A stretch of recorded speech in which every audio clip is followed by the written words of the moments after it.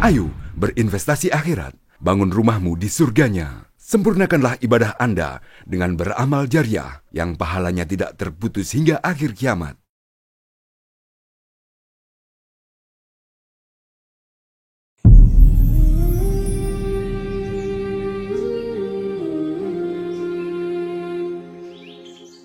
Assalamualaikum warahmatullahi wabarakatuh. Waalaikumsalam warahmatullahi wabarakatuh. Selamat datang di studio podcast Masjid Raya Al-Akbar Sorong. Terima kasih Adinda Jalil Lugaje. Bisa apa begitu? Biasa panggil pendek siapa? Mereka kalau istilah panggilnya tuh Pace Selendang. Oh, Pace Selendang. Istilah populisnya gitu ya, Pace Selendang. Ya. Adinda ini terkait dengan pergerakan dakwah di Papua secara umum tentu banyak variabel dan variasinya. Artinya banyak suku, banyak ragam budaya yang Papua sendiri punya ragam budaya yang banyak. Nah, kalau seandainya yang Adinda paham atau cikal bakal misalnya sampai dari Kokoda ya, Adinda dari Kokoda. Ya, saya dari Kokoda, negeri besar. Nebes istilahnya, ya, negeri besar. Pendeknya Nebes. Nebes, negeri besar. Jadi kalau orang bilang mau ke luar negeri, bilang kita mau ke negeri besar saja ya. Itu juga luar negeri ya. Ya, itu negeri besar. Kalau sejarah peradaban Islam di Kokoda, di Nebes saja itu kira-kira mulai dari mana startnya itu? Baik, terima kasih ya, pertanyaan yang sangat menarik.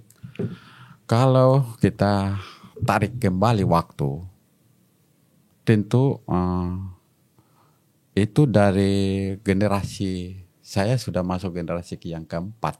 Oh begitu, generasi keempat. Kakek saya atau buyut, kakek buyut. Ya, buyut dari mamanya bapak. Iya. Terus kakeknya. Itu pada awalnya mereka itu sudah mengenal Islam. Sudah mengenal Islam sebenarnya. Sudah mengenal Islam. Tetapi syarat-syarat Islam itu mereka belum paham. Belum paham. Syariat begitu belum paham. Mereka belum tahu. Tetapi mereka merasa bahwa mereka itu adalah Islam. Iya. Nanti pada waktu berjalan masuk pada kakek saya, baru tahu ada Islam. Dalam hal begini, contoh. Ada sesuatu yang diharamkan oleh syariat Islam seperti ada babi. Misalkan. Ada halal. Ya, menurut Islam. Ya. Tapi di zaman buyut itu mereka makan. Masih makan. Tapi sudah kenal Islam. Nah, setelah kakek saya itu pada saat Irian Jaya kembali kepada pangkuan Ibu Pertiwi dulu, kakek saya itu kan ikut para raja-raja waktu itu. Pada sempat ikut kegiatan NKRI harga mati itu tahun 1000. Ya sekitar 1000 pas perintah ketika Pepera. deklarasi sebelum Pepera. Sebelum itu pada saat sidang Asia Afrika. Nah di situ ada para tokoh-tokoh dari Fakfak. Raja Fakfak. Mereka berangkat di situ, baru melihat dari sisi itu bahwa ternyata mengikuti syariat agama, ternyata yang seperti ini tidak boleh dimakan. Baru mulai tahu. Itu haram hukumnya. Kalau bisa jangan. Nah, jadi tapi cikal bakal itu yang dari kakek buyut itu mengenal Islam ada sejarahnya tidak? Kalau itu secara sejarah itu dari ketika Sultan datang. Sultan Tidore datang. Memang jadi petuanan kekuasaan Tidore. Nah dia waktu itu di Kokoda itu dia salah satu yang pertama menerima kebesaran raja. Raja. Nah buyutnya. Iya. Oh itu. Ketika itu berarti sudah ratusan tahun juga, sudah 100-200 tahun ya. Sekitar itu. Jadi ketika dia dapat itu, kemudian syariat Islam itu hanya sebatas syariat, tetapi tidak ada generasi untuk melanjutkan. Terputus. Sempat dia putus. Nah, kakek saya ini ketika pulang dari sana, kemudian mengikuti syariat itu baru diatur. Baru dikembangkan. Oh ternyata ada syariat begini begitu. Seperti itu. Baru mulai di zaman kakeknya itu. Ya. Itu mama punya bapak. Beliau generasi ketiga di atasnya ini. Bahwa ada syarat yang di Islam itu harus pakai songkok. Perempuannya itu dulu zaman dulu tuh memang kalau dibilang jilbabnya itu memang belum ada. Tetapi yang membedakan itu orang Islam pada saat itu ada songkonya itu dikasih miring, Pak. Oh begitu, ada ciri khas. Ciri khas. Oh berarti itu orang Islam. Yang laki-laki. Kalau perempuan itu ada kain yang dia slam, buang ke sebelah kiri kanan. Itu ciri khas dibuat. Itu adalah Islam. Perempuan Muslim. Nah. Jadi ini cikal bakal sejarah. Nah sekarang Adinda ini sudah bergelut setelah di Kokoda, lalu kemudian mengembangkan diri di Sorong. Ya. Nah kira-kira terkait dengan pergerakan nilai-nilai agama yang bersentuhan dengan Papua sendiri, apakah kemudian itu bagian yang tidak terpisahkan dengan Papua atau lain? Misalnya jangan sampai orang Papua Muslim lain. Kalau itu sebenarnya kita ini hanya yang mengikat itu secara kalau kita di budaya. Secara budaya. Kultur itu bahwa kalau memang kita adalah Muslim, ya, kita memang sudah tahu yang penting kita tidak keluar dari syaratnya. Ya. Mungkin butuh adalah bagaimana Islam itu yang sebenarnya. Maka itu yang dari kebiasaan dahulu. Ya. Dari buyut-buyut kami, sekarang waktunya era perubahan demi perubahan sedikit demi sedikit. Nah, contoh kalau memang kita Islam tapi tidak menikah, kata sunat Nabi. Ya. Nah, dulu mereka tuh pikir bahwa yang penting mereka sudah kumpul, nikah sudah selesai. Tetapi tanpa syarat yang lain. Tapi syarat yang sebenarnya harus nikah, maka sekarang harus kita pelajari bahwa ikutilah dakwah yang sekarang ini bahwa ternyata harus Islam itu harus menikah harus sesuai dengan syariat. Nah, kalau dia mau mau jadi imam, mestinya harus dia mengaji dulu, dia ikuti. Nah, sebagai tokoh muda, anak muda muda asli Muslim, asli Papua. Ya. Kira-kira apa ide dan apa dalam pikiran Adinda terkait bagaimana mengembangkan nilai-nilai syariat Islam di tengah-tengah kultur budaya yang berbeda-beda di Papua. Artinya ini berhadapan dengan orang Papua ini kan banyak budaya, lalu tambah dengan Nusantara. Seperti apa kira-kira gambarannya? Kalau gambaran kami itu adalah perlu ada komunikasi. Nah, membangun komunikasi secara baik, secara kekeluargaan. Kemudian kita ada semacam saling ada hubungan interaksi, membangun hubungan emosional secara baik sehingga ada yang mungkin kita mendapatkan sesuatu yang mungkin kurang, berarti mungkin dari teman sebelah mungkin bisa melengkapi. Oh seperti ini. Nah, mungkin yang saya lebih tahu bahwa mereka ini orang Papua dengan kita saudara dari misalkan dari Nusantara, ketika dia bertemu di kampung misalkan. Nah, bukan dilihat daripada suatu kultur agama, tetapi pendekatannya. Kalau memang kode kita itu baik sama orang, atau mungkin yang datang juga baik. Nah, itu bukan bicara lagi bahwa apa salahnya ya. Kemudian itu menjadi hal yang kemudian memperkuat persaudaraan. Ya. Jadi bukan saya karena bicara dari pandangan sisi agama. Tidak. Siapapun silakan welcome, asal dia baik. Kemudian terbuka untuk itu. Nah itu mungkin peradaban itu yang ingin kita Adinda membangun. Artinya di Papua dan sekarang Papua Barat Daya yang kemudian sudah berkembang di tengah-tengah perkembangan itu yang komunitas juga bermacam-macam. Orang Nusantara juga bermacam-macam. Betul. Nah harapan kan ini menjadi sarana yang baik dalam mengembangkan pembangunan bersama. Betul. Nah selama Adinda dalam perhelatan dengan berkomunitas bersentuhan dengan masyarakat Nusantara, dengan saudara-saudara Papua yang lain, kira-kira ada apa sebetulnya pengalaman khusus bagaimana membangun nilai-nilai agama seperti apa? Kalau untuk membangun nilai keagamaan sih saya rasa kembali kepada saling memahami. Saling baku berikan kesempatan. Tidak ada untuk saling menggesek kiri, gesek kanan. Kalau namanya, jika kita itu namanya orang, khusus orang Kokoda ya. Kalau saya kembali kepada orang Kokoda, mereka tuh kalau memang belum memahami, mereka memberikan kesempatan kepada yang lain. Ketika kalau dia sudah merasa dia sudah bisa. Maka dia minta tolong bahwa kalau bisa saudara, mungkin saya bisa mencoba. Iya. Dia juga boleh. Ketika dia mencoba, bukan berarti sampai di situ dia putus, tidak. Tetap dia rangkul untuk bagaimana saling baku. Kita kembali, Adinda. Di komunitas Kokoda itu kan ada kampung Nebes, Migori, Siwatori, apa lagi itu? Kampung di sana sekitar yang kampung mayoritas Muslim itu ada di Tambani, Tarof. Siwatori. Tapas, sekarang sudah berubah Tapas. Iya. Kemudian Migori. Nah, ini Nebes itu kampung yang benar-benar dia karena negerinya dia besar. Maka disitulah ada banyak punya. Ada juga teman-teman yang Nasrani. Ya, di situ yang antara roda pemerintah pertama.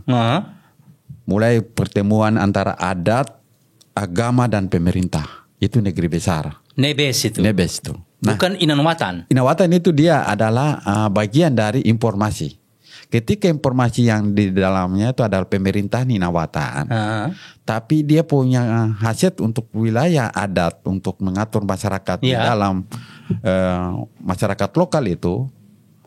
Nebes lah yang menjadi salah satu administrasi yang utama. Yang tahu bahwa ini misalkan Islam masuk pada tahun ini, kemudian pemerintah masuk pada tahun pemerintah mulai muncul tahun sekian. Agama Kristen masuk tahun sekian. Dari Nebes itu. Nebes lah yang tahu semua seluk beluk semua itu. Dan dia lebih kental dengan banyak komunitas di situ. Ya. Tapi selama ini alhamdulillah aman, hidup berdampingan. Kalau di sana, itu tidak ada yang memisah belah antara, tetapi kita tetap satu. Contoh, kami di kampung Kokoda itu ada kampung-kampung walaupun Nasrani, kampung Kristen. Iya, Kristen.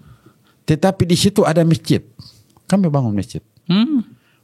Boleh. Kenapa? Karena suatu saat ada pemerintah kan sudah ada. Jadi ketika mereka ini ada kunjungan dari pemerintah atau kunjungan dari daerah mana, ketika dia naik sampai di kampung, pasti dia tahu bahwa itu ada masjid. Kalau ditanya, tidak ada imamnya, tidak ada Islamnya, tetapi kita yang bisa siapkan fasilitas itu sudah disiapkan. Dan itu dimaklumi oleh teman-teman. Iya, saudara-saudara. Sudah dibangun. Ini contoh di kampung salah satu yang Pak Dewan ini, Pak Kadir ini sudah bangun masjid di tengah-tengah mayoritas non-muslim. Itu ada di pinggir pantai. Nah, itu ketika itu namanya Kampung Isogo. Begitu. Tapi itu masih di Nebes atau dekat? Itu di pantai. Di pantainya. Antara Inanwatan, wilayah Nebes, dia di tengah. Masya Allah. Jadi kalau ketika ada sudah dibangun itu. Sudah. Jadi pertalian emosional kental antara Muslim dan Nasrani. Iya. Bahkan saya dengar ada marga yang juga sama ya. Iya. Kalau Bugaje ada juga. Ada juga non-muslim. Non-muslim Bugaje. Begitu. Dan di sana itu agama itu dibaratkan bahwa agama keluarga, Pak. Masya Allah. Jadi kalau ceritanya bangun masjid bangun sama-sama. Bangun sama-sama. Namanya rumah ibadah. Tetap kita bangun bersama. Masya Allah. Di mana ada hari-hari besar keagamaan, baik ada Natal itu misalkan, tetap dibangun juga. Ada panitia juga dari Islam juga ada. Ini berlangsung sudah lama begitu? Sudah lama, Pak. Berturun temurun. Sudah. Kebersamaan itu. Itu tidak. Karena ketika kita tinggal di dalam satu rumah. Kita tinggal dalam satu rumah, ada Nasrani, ada Muslim. Tetapi ketika dalam contoh sahur, misalnya ibadah ini, contoh sahur, puasa. Ketika kita mau sahur, malah mereka ikut bangun. Kita sahur sama-sama. nanti ketika pagi, jika ada anaknya atau mungkin yang bisa dia tahan sampai sore, ada yang tidak bisa, bukan makan di rumah tapi dia bawa ke kampung, dusun. Oh begitu. Dia ke dusun. Tetapi menghormati ya, itu. Dia ke dusun, dia bikin sambil bisa anaknya makan, sambil dia cari makan. Ketika dia dapat hasil hutan, bawa datang untuk kita buka puasa bersama. Allah Akbar. Itulah yang jadi kita sebetulnya di sana sudah terbentuk toleransi dan kebersamaan itu luar biasa kental. Sudah dari sana. Ketika kalau bilang buka puasa di masjid, mereka juga datang bawa makanannya ke masjid. Jadi kita sama-sama buka puasa. Begitu saling menghormati, saling memahami, saling mengenai. Jadi indah hidup deh, barakallah. Nah sekarang Adinda ini generasi muda, tokoh muslim, itu generasi muda Kokoda, kemudian muslim. Harapan-harapan bagaimana untuk mengembangkan Papua jauh lebih baik itu dalam bentuk konteksnya seperti apa kalau menurut Adinda? Kalau menurut saya jauh lebih baik itu saya minta bahwa kami Puba saudara, baik yang mungkin dari Nusantara, dari mana-mana yang ketika datang di sini, di Sorong, jangan melihat dari sisi luarnya. Kalau jangan melihat dari sisi luarnya. Ya, dalam arti bahwa itu orang, misalkan orang Papua, misalkan orang Kokoda, mereka itu jahat, tetapi secara kultur, coba kalau kita masuk tinggal dalam satu rumah, itu tetap dilindungi. Kami tetap kami lindungi. Jadi jangan lihat casingnya, ya jangan lihat casing setelah sekarang. Yang jelas bahwa ketika masuk di dalam wadah orang, misalkan orang Kokoda atau orang Papua, masuk di dalam itu jangan pernah bilang bahwa karena begini ndak. Ketika tiba di sana, yang penting kita saling baku jaga. Dalam saling menghargai. Kemudian kami minta bahwa ketika itu jangan ada kontaminasi ataukah ada sedikit yang mungkin bikin kami untuk berpikir yang salah. Gesekan janji dengan perubahan hati. Kami saling menjaga pikiran dan perasaan. Kami minta bahwa kalau memang kami punya tradisi dari sana sudah seperti itu, kami tidak mau jangan ada perubahan. Ya. Dalam sisi keluarga ini harus ada begini, tidak boleh. Tetap dijaga. Tetap itu kami artinya tetap di atas batas-batas syariat begitu. Masya Allah. Seperti misalkan kami ada misalkan ada buka puasa, ada ketemu saudara yang non muslim datang bawa makanan buka puasa. Oh jangan, ini tidak boleh. Nah ini tidak bisa kita pisahkan. Tetap dijunjung tinggi. Kita tetap sama-sama. Betul.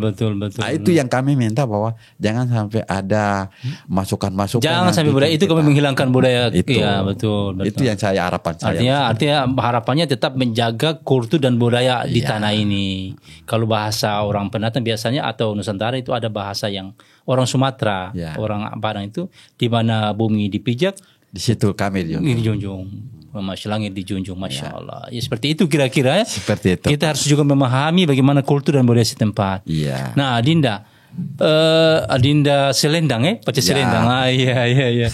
Nah ini kan dalam kepentingan kehidupan ini kita memang terus membangun kebersamaan dalam membangun nilai-nilai karena tidak mungkin kita sendiri.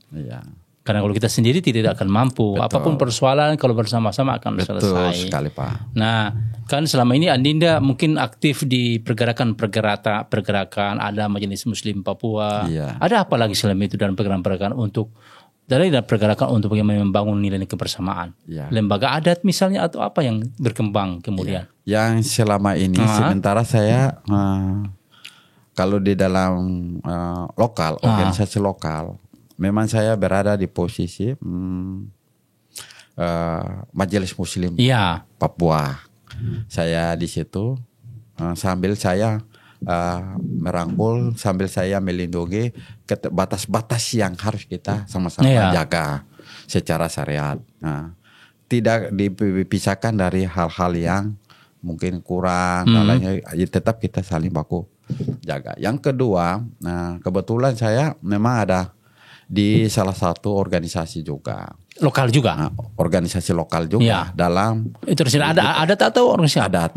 Kami ada di pengurus Forum Komunikasi Imeko Bersatu. Oh ada. Imeko itu meliputi apa saja Imeko itu? Imeko itu meliputi 4 subsuku. Oh begitu. Inawatan, Metemani, Kais Kokoda. Oh jadi singkatnya Imeko. Imeko. Kais Kokoda. Itu gitu. Kebetulan saya kira juga, Imeko tuh Irian Kokoda. Bukan. Ikatan. Ya, kerukunan begitu. Jadi kita itu ada di dalamnya, saya juga ada. Kenapa? Ketika kita ada di situ, baik secara agama lokal maupun dengan budaya. Kita kolaborasi, maka saya ambil yang positifnya itu saya ambil. Benar. Untuk di sini apabila ada informasi yang hal-hal yang kurang berkenan, maka saya sebagai salah satu informan yang bisa memberikan bahwa tidak, keliru Pak. Benar, itu manfaatnya. Begini. Jadi begini dia begini. Nah, demikian juga kalau di sini ada yang mungkin kurang paham dan bagaimana, tetap saya bilang bahwa ternyata begini, karena kami yang tadinya di saya bilang ngomongnya begini, jadi jangan terpengaruh karena selain lokal, kebetulan saya ini sebagai sekretaris ISMI. Oh ISMI. Untuk Papua Barat, kebetulan saya. Papua Barat atau Papua Daya? Papua Barat Daya. Oh gitu. Ya, saya sekretaris, kebetulan Pak Bustami sebagai ketua. Mustami Wahid ketua, saya wasekjennya. Oh begitu, Masya Allah. Jadi ini perlu, artinya memang mengangkat nilai-nilai budaya dan juga mengkolaborasi dengan nilai-nilai agama. Jadi kalau dalam Islam itu tidak menghilangkan agama budaya sepanjang budaya itu kemudian dikawal dengan syariat Islam. Tadi mungkin yang tadi kalau kita flashback tadi waktu kakek buyut dulu kan begitu, sudah Islam, cuma karena belum tahu syariat. Nah kemudian kemudian sesudah keluar, oh ternyata begini syariat Islam, kembali kemudian mengamalkan. Seperti itu. Nah di Sorong sendiri sudah berapa lama mulai beraktivitas berjibaku dengan pergerakan dakwah, dengan kegiatan-kegiatan organisasi? Sejak kapan ini? Saya setelah selesai tamat SMP di kampung. Oh di kampung, nulis yang di Nebe selesaikannya? Di Inanwatan. Inanwatannya. SD di kampung Nebes. SMP-nya di Inanwatan. Di Kokoda dulu tahun 90-an SMP itu belum ada. Cuma ada di distrik Inanwatan. Maka kami dengan teman-teman yang selesai dari sana, kami Inawatan, sekolah sana. Setelah tamat selesai, kemudian kami ke Sorong pada tahun 97. Lanjut sekolah di Sorong? Lanjut sekolah di sini. Oh begitu. Setelah tamat selesai, nganggur dulu. Oh sempat istirahat. Nganggur, kemudian tahun 2009, alhamdulillah saya tidak tahu ada angin apa. Saya ikut mencoba, tapi bukan mencoba, tapi langsung saya IAIN. Oh iya. Sebelum STAIN. Sebelum STAIN dulu, kemudian berubah. Jadi itu masih di zaman STAIN dulu. Ya, STAIN itu sebelum berdiri di Kilo 16 itu masih kosong. Kami siswa pertama. Oh, angkatan pertama. Iya. Tapi yang lainnya masih di Kampung Baru waktu itu. Nah, IAIN itu saya sebagai siswa pertama yang injak di sana. Oh begitu, Masya Allah. Sampai sekarang sudah tambah rame. Generasi pertama. Kemudian saya selesai, kalau di dalam organisasi IAIN, saya itu sebagai penggerak juga. Oh begitu. Maksudnya dimasukkan dalam IAIN itu sebagai tenaga di IAIN. Kalau IAIN waktu itu belum saya, masih sekolah, masih kuliah. Cuma saya banyak aktivitas di organisasi. Di mana? Saya organisasi pertama saya di PMII. Oh, sempat di PMI? Ya, saya di PMII. Oh gitu. Kemudian setelah itu IPNU. Berarti ini Muhaimin Iskandar punya anak buah gitu? Kemudian saya di IPNU, Ikatan Pemuda NU. Iya, Ikatan Pelajar Nahdlatul Ulama. Tapi sempat saya di pusat, jadi pengurus inti di pusat. Oh, sempat sampai ke DPP. DPP IPNU. Waktu itu masih Airul Anam sebagai ketumnya. Iya begitu Airul Anam. Sempat 2012 saya pulang, wisuda 2013. Kemudian saya pindah masuk di GP Ansor.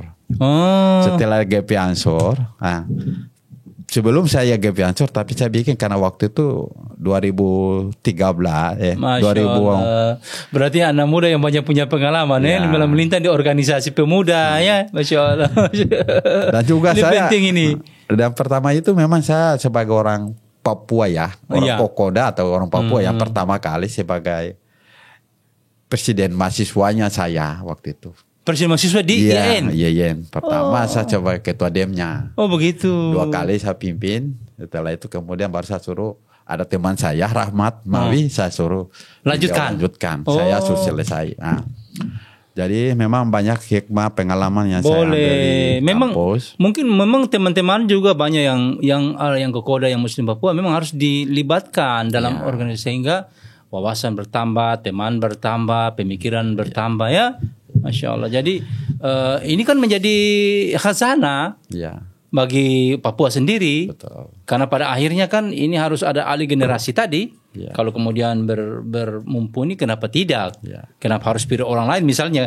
Kalau ada Pace Selendang, kenapa mesti pilih gitu kan? Iya.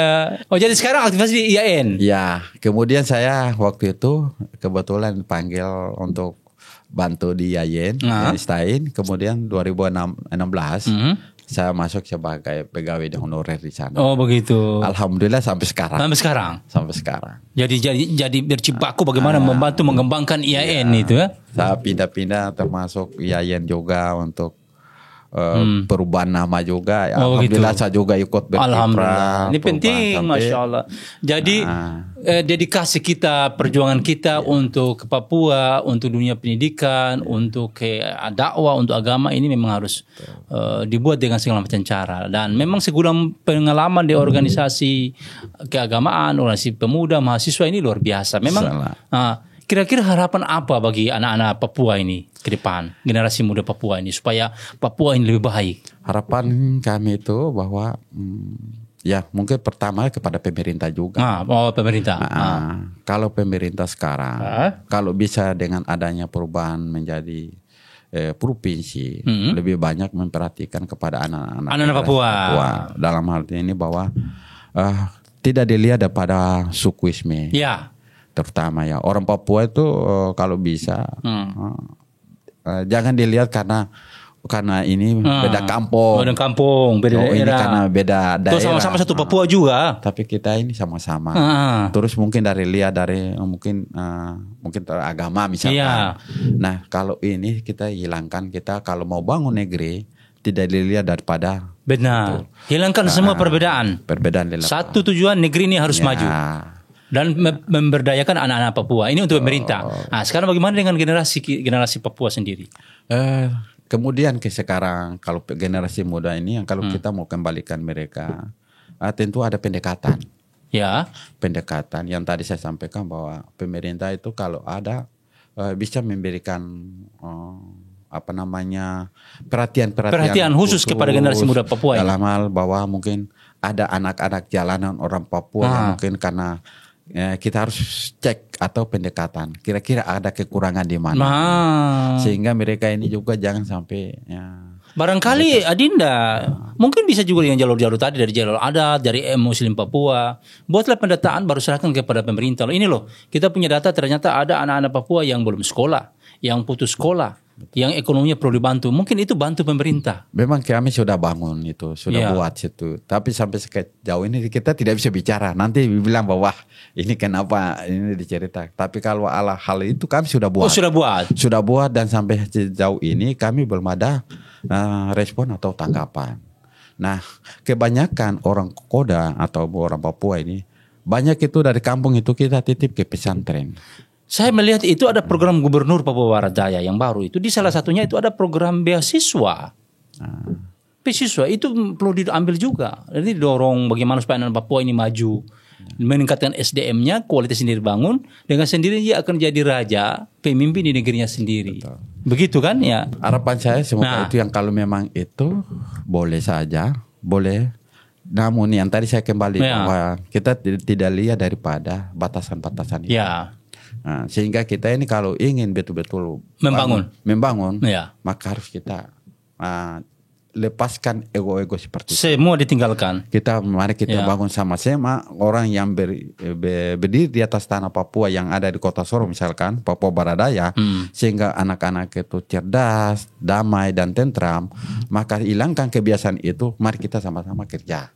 Sehingga hal-hal yang terjadi kerusakan di atas ini dalam hal konflik internal maupun ada kekacauan dalam ini yang namanya kurang ini lingkungan yang kurang baik dengan adanya anak-anak ini, maka ini adalah pendekatan yang bisa kita dengan sendirinya itu bisa ciptakan zona damai. Zona damai di tanah Papua, betul. Iya, kalau saya melihat begini ya Dinda, pemerintah sebetulnya sudah punya ikhtiar, misalnya pemerintah provinsi yang baru, PJ Gubernur ada itu program-program unggulan untuk anak Papua. Di Kementerian Agama sendiri itu ada beasiswa, namanya ACP, Aku Cinta Papua. Itu beasiswa untuk S1 gratis, itu ditanggung oleh Kementerian Agama dalam rangka memang harus meningkatkan kualitas SDM. Nah, sekarang pesan untuk anak-anak Papua, jangan sampai pemerintah sudah bantu tapi mereka tidak sungguh-sungguh, karena di pengalaman itu di ACP program Kementerian Agama itu banyak yang sudah dikirim lari pulang. Iya. Nah, itu bagaimana pesan untuk teman-teman ini, generasi muda Papua ini? Ini yang kadang-kadang kurang ada pengawasan. Dalam hal kurangnya bahwa jujur ya, kalau saya sendiri belum ada informasi itu, belum dapat saya belum dapat diberikan atau informasi. Ini sekarang saya sampaikan nih. Jika kalau itu ada, yang penting saya juga tahu berapa jumlah siswa misalkan yang kita tahu, sehingga yang mungkin ada di masyarakat saya, maka ada yang di dalam nama itu yang ada dalam list nama-nama itu ada keluarga saya atau masyarakat saya, maka saya punya hak untuk mengejar mereka. Dan mungkin solusinya bahwa apa yang membuat dia ini atau siswa ini tidak mau kuliah. Karena begini. Nah, saya berikan sanksi tegas sehingga mungkin bisa sampaikan apabila di kemudian hari mereka ini gagal, kemudian mereka salahkan ke pemerintah, maka saya sebagai orang pertama yang akan menyalahkan bahwa bukan pemerintah tapi Anda sendiri yang salah. Nah, saya berpikir begini, artinya di lembaga-lembaga apa nih tadi IMECO misalnya, IMECO sekarang punya data, kalau dia itu ini ada kokoda IMECO sekian di Sorong. Ini kita perlu merubah dia punya, mengangkat dia punya di SDM, kualitas SDM ditingkatkan. Nah, itu maka perlu juga pembinaan dulu. Misalnya ini kita harus bina dulu supaya ada kesiapan mental dan mentalnya. Jangan sampai dia sudah dipilih dapat beasiswa, sudah dikirim ternyata dia kabur. Karena saya punya pengalaman dulu. Kita dulu pernah juga begitu kan, kirim anak-anak Papua itu dan IMECO Kokoda itu kita kirim dulu banyak ke pondok pesantren. Betul. Di zamannya Pak Haji Rahman Adrias waktu ketua Basda dulu sebelum Basnas. Itu dana-dana zakat dipakai untuk kirim. Tapi ternyata begitu, ada yang lari pulang. Maka memang perlu teman-teman yang generasi Papua ini dikumpulkan, diorganisir, misalnya Majelis Muslim Papua kumpul. Yang punya data itu kumpul, minta support dana dari pemerintah, kita mau buat pembinaan dulu. Itu kami insya Allah mungkin di ITMI setelah pelantikan itu ada buat itu. Itu yang pertama. Yang kedua, kalau yang di lokal ini sementara berjalan Pak, yang di Forkom ini sementara berjalan, tapi siswa itu langsung dikirim ke Sukabumi. Sukabumi, mereka lagi kuliah di sana. Itu beasiswa juga? Beasiswa juga. Bagus, Masya Allah. Yang sport yang dukung? Dari Forkom. Forkom sendiri yang ikhtiar cari. Jadi kami cari. Proses model rekrutmen mereka bagaimana? Kita buka pendaftaran secara umum, kemudian kita menerima siswa, tidak terlihat daripada dia si A dan yang penting dia benar-benar mau kuliah, itu yang kami. Yang benar-benar mau kuliah, buat pernyataan. Kalau kau pulang kau lewat, itulah. Misalnya begitu, kasih pasti. Itu memang jangan sampai dia main-main. Tenaga pikiran sudah habis, uang sudah habis, ternyata dia kan rugi sendiri. Padahal kita ingin meningkatkan SDM. Masya Allah, ini asik ini bicara dengan Adinda ini, Adinda Pace Selendang harapan kita ini model seperti Adinda Pace Selendang ini jangan satu. Ada mesti banyak muncul 10, 20 muncul generasi baru yang berpikir bagaimana membangun Papua lebih baik. Masya Allah, terima kasih banyak ini sudah sama-sama dengan kita di studio. Artinya memberikan inspirasi bagi generasi Muslim Papua yang ada dan kaum muslimin dan muslimat di mana saya berada.